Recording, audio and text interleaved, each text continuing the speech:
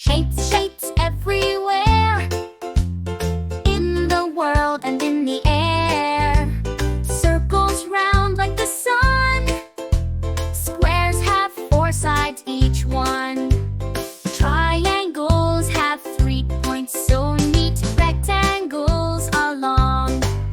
Two petite ovals are like eggs, smooth and round. And diamonds, well, they're quite profound. With shapes we build and we create, making things both big and great. So let's learn our shapes one by one and have fun with each and every one. Which shapes we build and we create, making things both big and great.